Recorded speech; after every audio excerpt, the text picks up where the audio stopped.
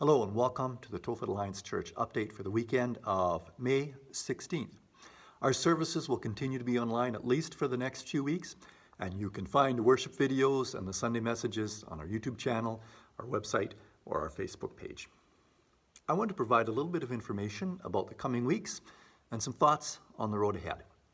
Chris Ulrichsen will be bringing the weekend messages for May 23rd, May 30th, and June 6th, as Pauline and I will be taking some vacation time. Information about the weekend message texts and themes will be provided in the weekly updates. When there is opportunity to return to in-person services as restrictions are eased, we will inform you of service plans and times through the weekly update. And yes, I will be taking some vacation, but for obvious reasons, we aren't traveling anywhere, so I will be available should there be any emergency needs that arise. A little bit about the road ahead. One of the most frustrating dynamics about this pandemic is the uncertainty.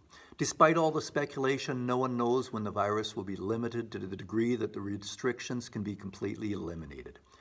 There are some encouraging reports, but it can seem like the finish line keeps moving and that we're never going to reach it. We will get there.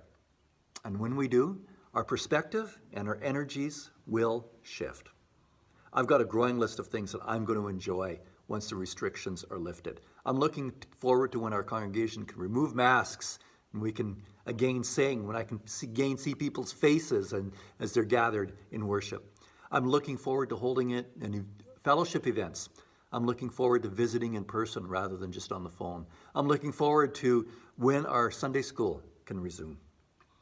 Over the past 14 months, we have been living with limitation, and that has taxed our energies, it has taxed our time.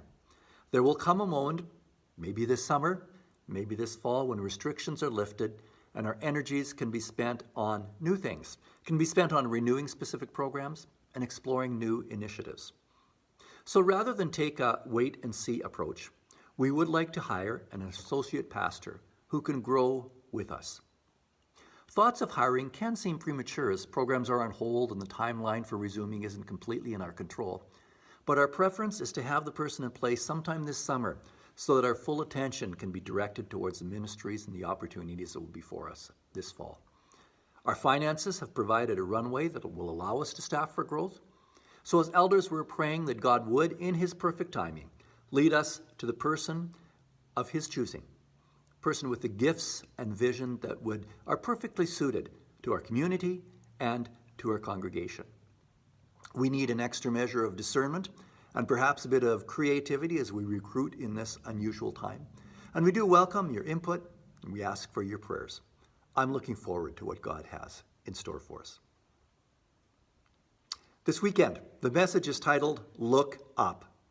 For the past 14 months, our focus has been attracted to the headlines related to the pandemic.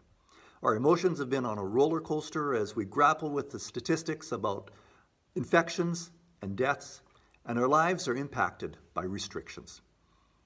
Looking around helps us to be aware and informed, but our perspective will be shaped by our focus.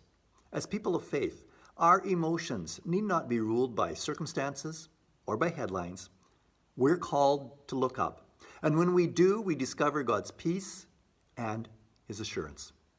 This weekend, we're going to explore scripture passages in which people of faith looked up and discovered God at work in amazing ways. My hope is that through these stories, we will be prompted to look up, to experience God's presence, and through that, to be encouraged. Some key verses for the message this weekend. Genesis 15, verses 5 through 6.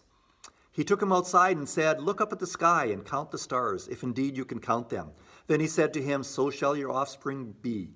Abraham believed the Lord, and it was credited to him as righteousness. In Isaiah 51, verse 6, we read, "Lift your eyes to the heavens, look at the earth beneath. The heavens will vanish like smoke, the earth will wear out like a garment, and its inhabitants die like flies. But my salvation will last forever.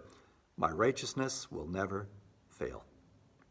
There's some further passages as well that you can read. You can read Genesis 15, 1 through 6. You can read Isaiah 51, 1 through 11. Acts 7, verses 48 through 60. And Revelation 4, verses 1 through 11.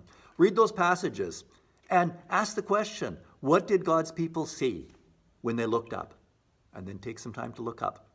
I look forward to exploring that together this weekend. May God bless. Take care.